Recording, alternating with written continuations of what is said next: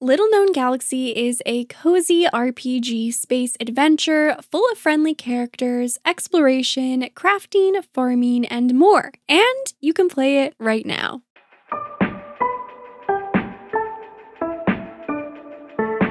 Hello friends, welcome back to my channel. I'm Sarah Sunstone, and today we have our very first episode of Comfy Couch, a new series where I showcase gameplay from brand new titles and revisit some of our favorites. In today's episode, I will be spending 14 days as a space captain in Little Known Galaxy, which was kindly gifted to me by Carbon and Kay, the small team of two behind this brand new cozy title. So without any further ado, let's get right into it. Little Known Galaxy takes place in the near future, where humans have traveled out into the universe. I'm the new captain in training and have been given my first assignment, which is to join a rundown starship orbiting a desolate gray planet.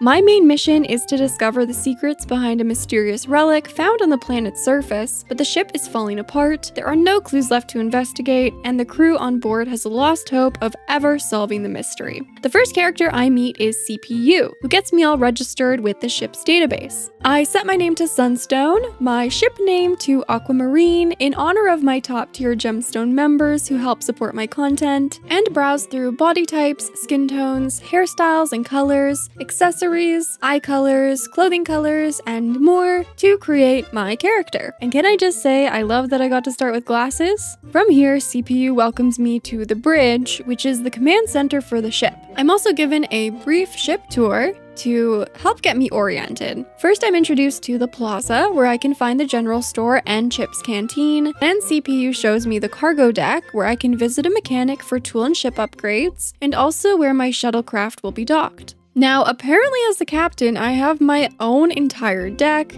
which admittedly is a bit of a mess, but there's lots of space to work with here. I see lots of potential. Finally, I'm shown to my cozy quarters, which CPU had spent time and attention cleaning up for me with fresh sheets to boot. Now, my first day as captain had officially started, so I figured it would be smart to familiarize myself with the various user interfaces. We had a quest log, which already indicated that I should visit the general store for an introduction. We also had a calendar to track events like birthdays, access to records of all the crew members, a map divided into the different ship decks, and also a journal.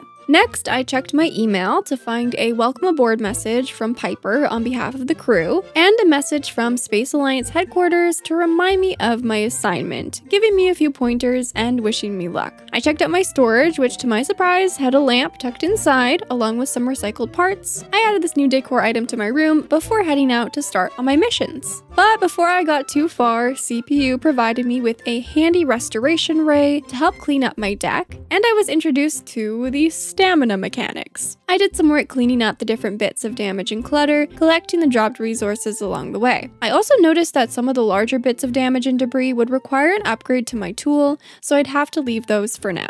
Next, as CPU previously suggested, I headed over to the bridge to meet the senior science officer named Kata, who would be my second in command. Kata explained to me that basically everything on the ship is falling apart, their mission has been a bit of a failure, and everyone is losing hope and inspiration. So, she suggested that I go introduce myself to the crew to try and boost morale. I was most excited to meet Fiji, who I already had my eye on, perhaps for romance, but I figured it would be best to explore the ship floor by floor in order to familiarize myself with all the locations while also meeting everyone on board. I started with the science and medical deck and was instantly met with Fate, also known as Fiji, who said I have good vibes and a kind soul. I then met her adorable pet named Poofy, obsessed, and then visited the lab. But nobody was there, so I headed over to this little seating area where I met Mechanical Android 10, also known as Max, who runs the education program aboard. I then stopped by the medical center where I found the chief medical officer, Francis, who was nice and said that her daughter is a junior medical officer and around here somewhere. So I took that as an invitation to head upstairs and just missed who I assumed was her daughter. I tried to catch up to her but got distracted by the skeleton in their kitchen, which is totally normal, right? I managed to catch catch up to Doc 12, which is an interesting name, and I was curious to see what she was doing here, so I stopped by Le Café Bot,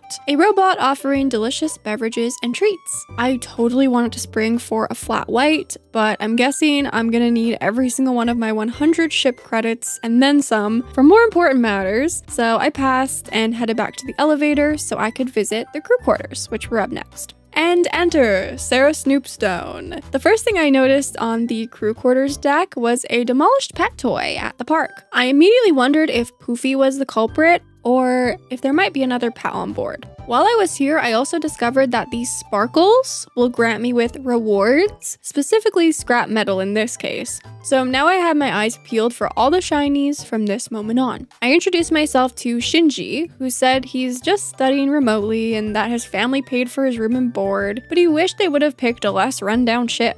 I think I might have already found my nemesis in this game. More shinies, more scrap metal, and now I'm wondering how many of these sparklies I've missed already around the ship, but I remind myself of my mission, which is to snoop, or I guess meet people. So I let myself into the first home, and then I learned that this is actually Shinji's place. I also discovered his kitchen is covered in cooking grease. Gross. But this observation was actually added to my crew log, indicating that he eats too many fried foods. I absolutely adore this feature, and now I knew I had to interact with everything I spotted to collect all the clues. In Shinji's place, I discovered a collector's edition, a VR bodysuit, and a gaming chair. So it seems like he's a gamer too. Maybe Shinji's not so bad. In the next house, I found a book about influential scientists and learned that Kata has been published. Let's go. I also learned that they are related to Fiji before I found some dark matter, just casually sitting in the corner, no big deal, not concerning at all. And then I stumbled upon Fiji's astrology book, which made me like her even more. Plus 16 different kinds of pepper in the kitchen belonging to Chip the chef.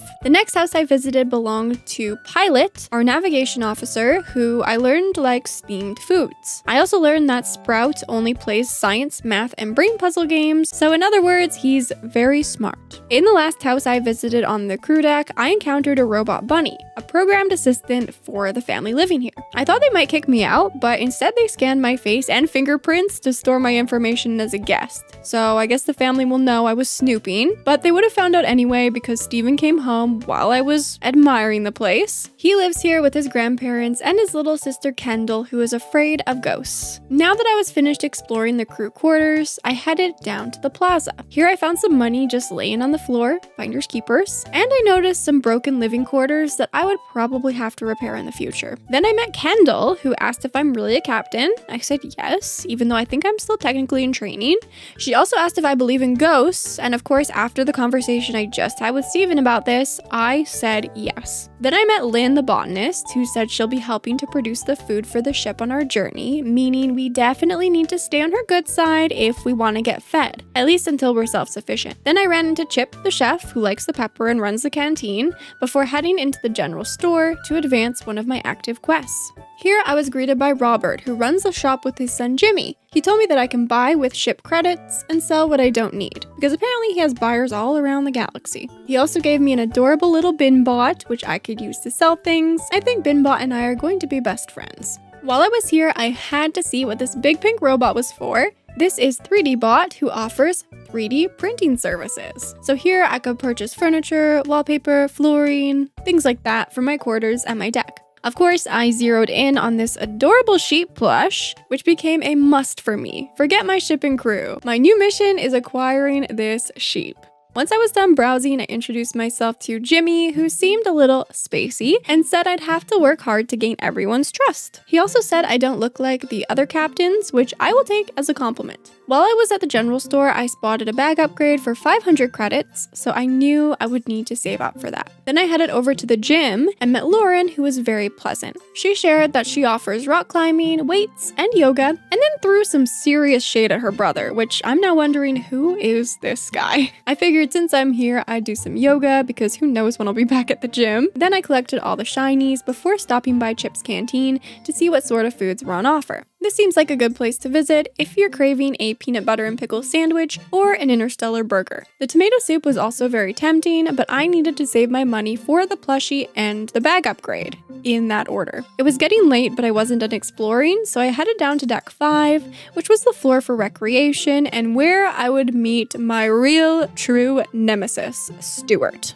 who greeted me with an eye roll. He bet me I didn't know anything about the ship or how to fix it, and I decided that I never wanted to talk to Stuart again. However, to my dismay, Stuart followed me into his house that I was snooping through, and here I learned that this was the brother that Lauren was referencing earlier. And now I can understand the shade. CPU then rudely, but very politely, interrupted my snooping to tell me that at 8 p.m. every day, the ship enters in night mode to mimic a daylight cycle for the crew and also to save power. So I took this as my cue to head out and continue exploring tomorrow, and it was at this moment I remembered that I have an entire deck to myself. No wonder Stuart is jealous. Back at my captain's deck, I discovered my workbench and decided to craft an additional storage bin with all the materials I rummaged for free from shiny spots today, because this is always one of the first things I like to do in these types of games, is to get extra storage. I also used my remaining energy to clean up a bit more of my deck and realized that I had actually been collecting dark matter all along, which at this point I'm just hoping is safe. Once I wore myself out, I headed to bed to start a new day. I woke up on day 2 to an email from Robert, who was advertising the space pack upgrade, which I had already eyed on the previous day. Then Lynn showed up on my doorstep asking me if I would be willing to start growing produce with her. She wants me to farm? Really?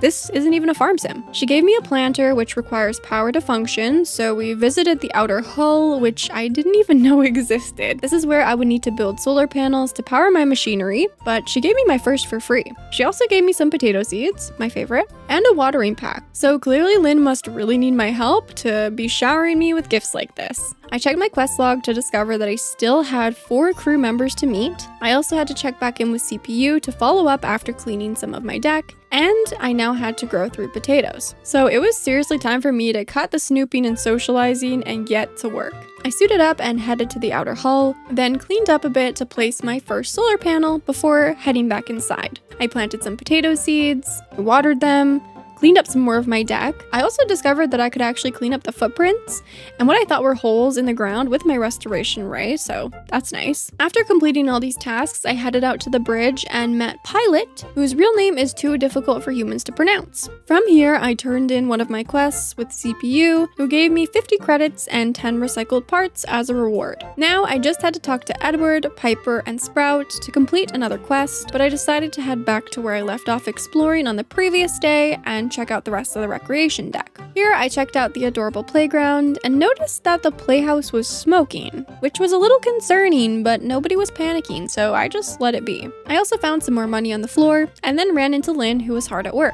I visited her quarters, which had an entire greenhouse inside. It was gorgeous. I actually found this ancient watering can from Earth that has now been turned into a planter. Hear that, watering cans? You're old news. I also met her little garden bot before hair flipping my way past Shinji to visit the education center, where I met Sprout, who said I was tall and probably popular, so he was half right. Next, it was time to visit the cargo and shuttle bay, where I met the ship's chief mechanic named Edward, who had all sorts of tool upgrades and options available to fix up parts of the ship. From here, I headed down to deck 7, and imagine my disappointment when I was met with Stuart. I took some money I found on the ground, which I'm pretending was his, and then I learned that he works with dark matter, which made me question my decision to choose him as my nemesis. I mean, seriously, what end might I meet if I stay on his bad side? So I figured it would be best to make some small talk. Interestingly, he shared that he has some undisclosed panic rooms. Don't get any ideas if we find trouble though, they only accommodate 2 people. Don't worry, Stuart, I'd rather get ejected off the ship anyway. Was that too harsh? Access denied. Real captains only, no trainees? Okay, just kidding, I said what I said. Stuart, you're just jealous that you're stuck down here. Meanwhile, I'm up on the penthouse suite.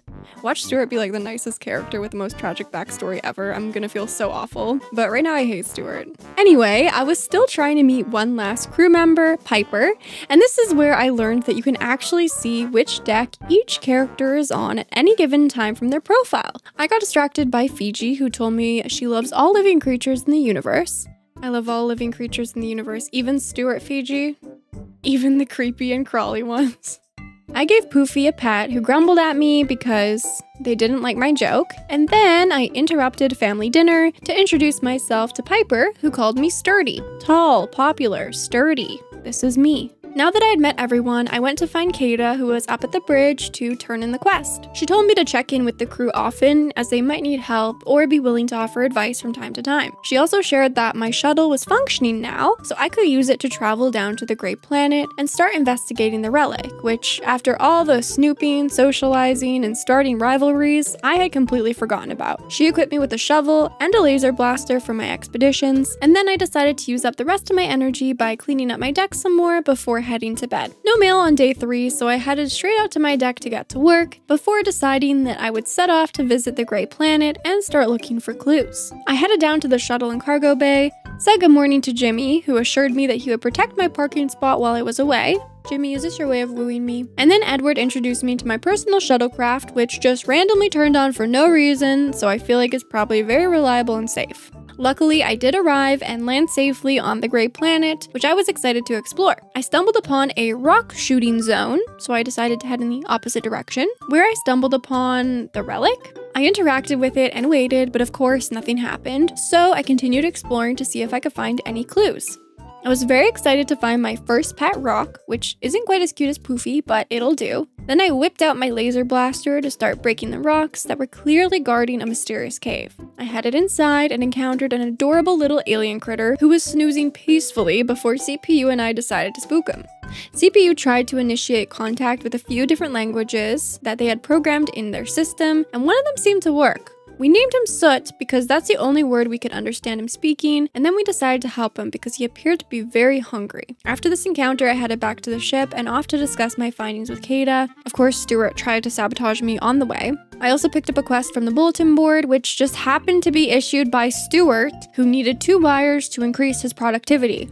Gosh, I just can't escape this guy. But I reminded myself that he works with dark matter and could probably end me, so I decided to be the bigger person and help him out with his request. Once I found Kata, I was congratulated on my discoveries and told that I should collect a few different types of foods for Soot since we don't know what exactly they like to eat. I also unlocked the ability to explore new areas on the Great Planet, which would apparently be useful for gathering all sorts of valuable materials. I checked my quest log to learn that I would need to grow 3 corn, 3 soybeans, and also collect 2 food rations for Soot. So I purchased some seeds from the general store to get started on this. I got distracted trying to place my pet rock somewhere, but learned that sadly this wasn't possible because it's a resource, so into storage you go. Then I spent some time cleaning up the ship before going to bed. Day 4 started with an email from Edward, who informed me that there was a storage bin attached to my workbench. Francis also sent me a tonic, which would replenish my energy, so we start the day off with 2 wins. I checked out my newly discovered integrated storage, and of course moved all of my crafting resources over to this bin for ultimate convenience.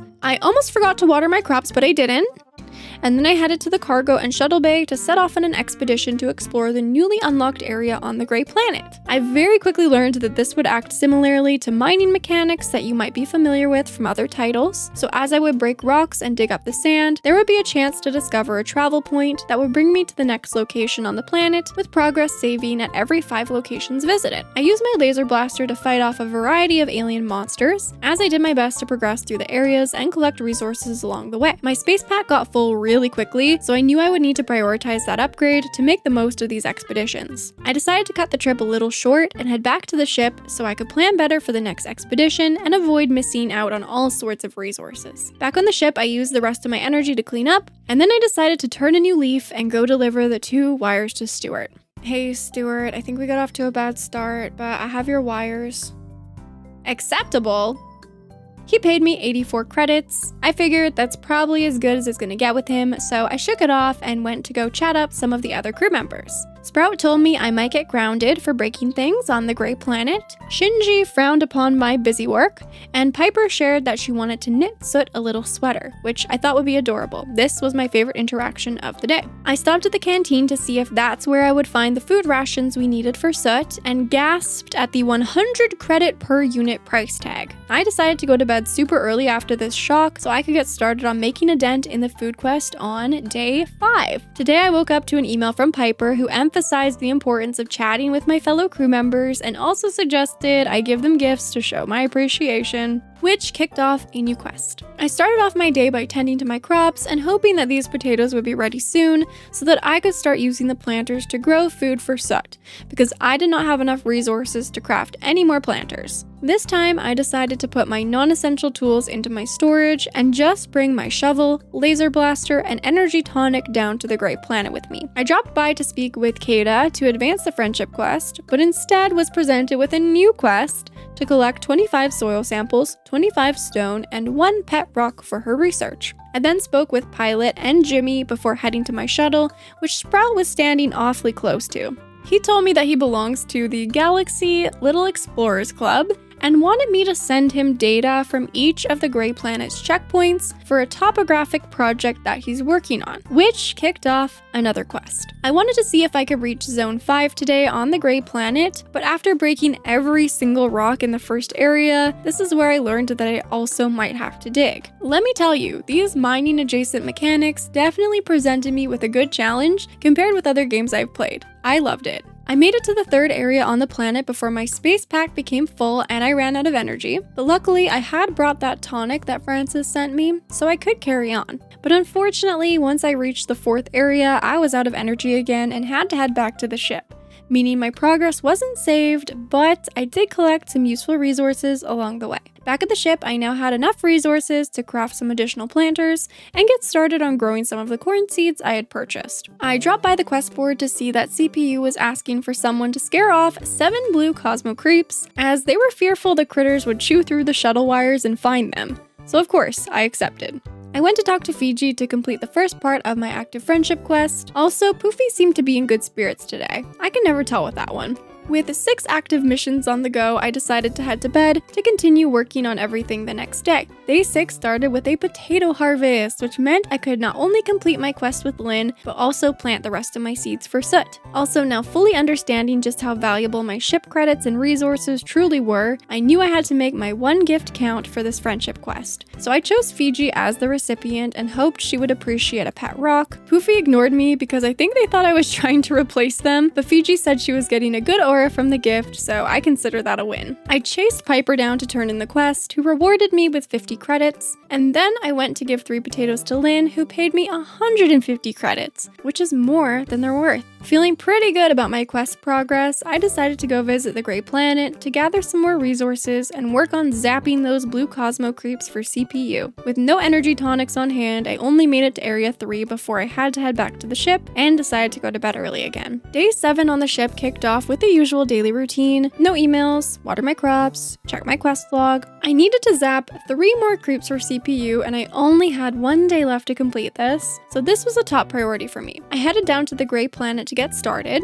I zapped 2 more, found someone's lost sock, which I hope they weren't needing because I threw it out to free up backpack space, and then ran out of energy, so had to head back to the ship. You see a pattern here? On my way to bite the bullet and go purchase some tonics, Shinji told me that he would never want to be a captain, which is good because the position is already filled by yours truly. I reluctantly decided to buy 3 tonics as an investment. I drank all 3 and returned to the Grey Planet to discover your progress does not save on the same day. Whoops. So I started from scratch, zapped the last monster needed for CPU, gathered more resources, and made it back to Area 3 before, yep, you guessed it, running out of energy again. Even though I had to head back to the ship, at least I had completed the quest in time for CPU. And it was worth it, because he gave me 210 credits, meaning even with purchasing the energy tonics, I still profited. Plus, now I had enough materials to craft a furnace, which I did before heading to bed. On day 8, I rose to discover that the 5 pieces of stone I placed in the furnace had turned into a stone composite, which I was sure would be useful for crafting. I was just experimenting with the furnace at this point, so next I loaded up some aluminum ore before tending to my crops and going to say good morning to Fiji. I think Poofy was still not happy with me because all I got from them were grumbles. I also had a flashback to that toy that someone had demolished in the park and started brainstorming ways to get back on Poofy's good side before I became the next victim. In the meantime, I went to purchase 4 energy tonics before heading to the Grey Planet. I was determined to make it to Area 5 today.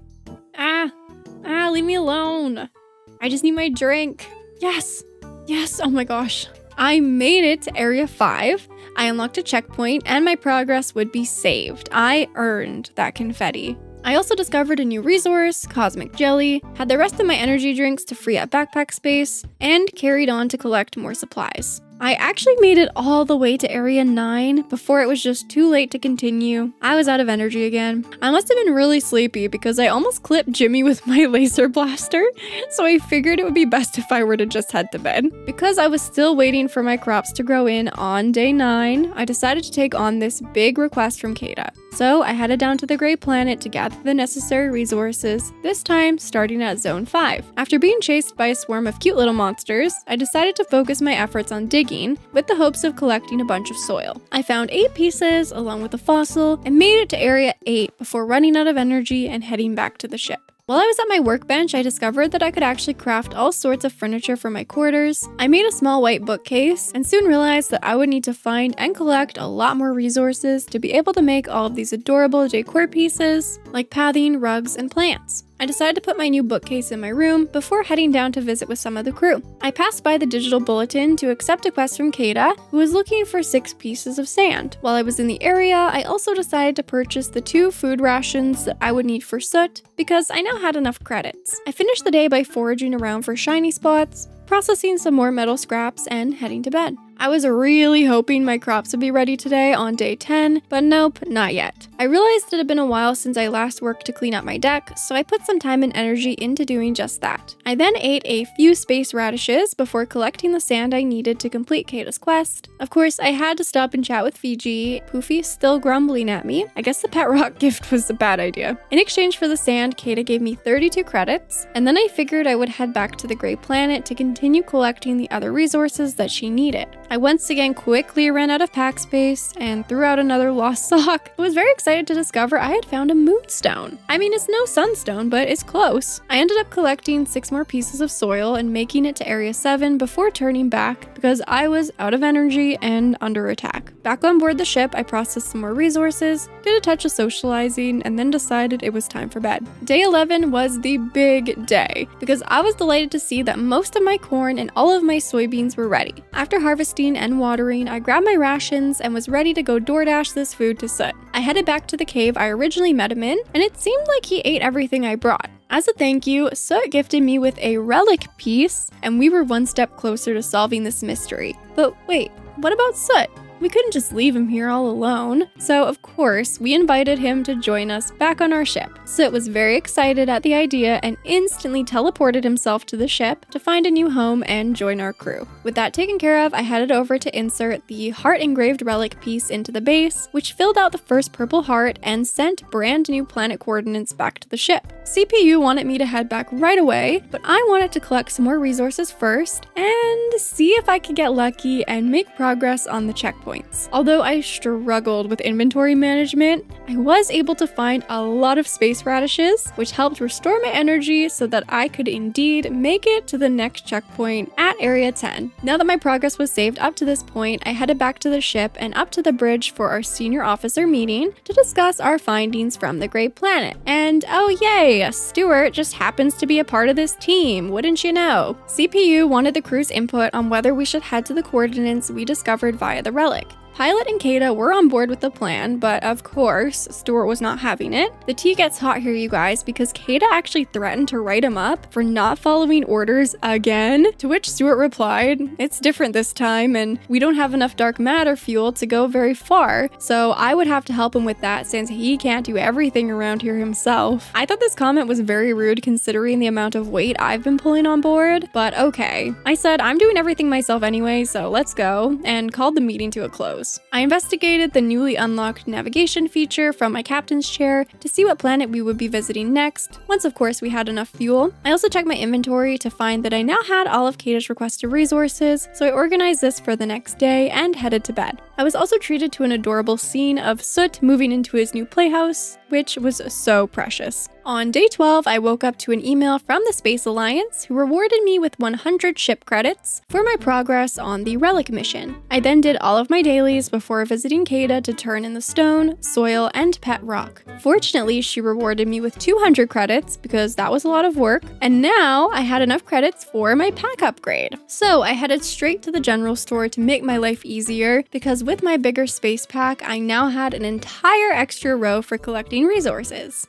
I also bought some potato seeds, and then I figured I should head down to the engine room, reluctantly. Very in character, I was hit with a well from Stuart, who would then explain to me how to produce dark matter fuel. He also gave me the last of what he had, since apparently I would be taking over for him. I thought the deal was I would help him, but okay, fine, I'll do it all myself. He then told me that we needed 5 more fuel to reach the next planet, and that once we leave orbit, we won't be able to access any planetary resources until arriving at the next location. So to make sure I stock up ahead of time. And then he ended with an I must tend to more important tasks, and left me with all this dark matter and responsibility. I figured the best way to shake off Stuart's questionable vibes was to leave the ship entirely, so I headed back to my personal shuttle, where I ran into Soot, who gave me some dark matter fuel. This act of kindness reminded me that I shouldn't run away from my problems, but face them head on, so I got to work preparing everything for processing dark matter so that I could prove to Stuart that I would do a better job at this task than he ever could. I crafted and placed another solar panel, and then headed to the Grey Planet after discovering that I would just need some more stone to craft the refiner. I also really wanted to complete all the checkpoints at the Grey Planet before moving on to the next one, and with some strategy, a ton of space radishes, and determination, I'm delighted to say that I made it to Area 15, the final area on this planet. Here, I found a treasure chest which rewarded me with the data for a lunar decoration set, which would now be available at 3D Bot,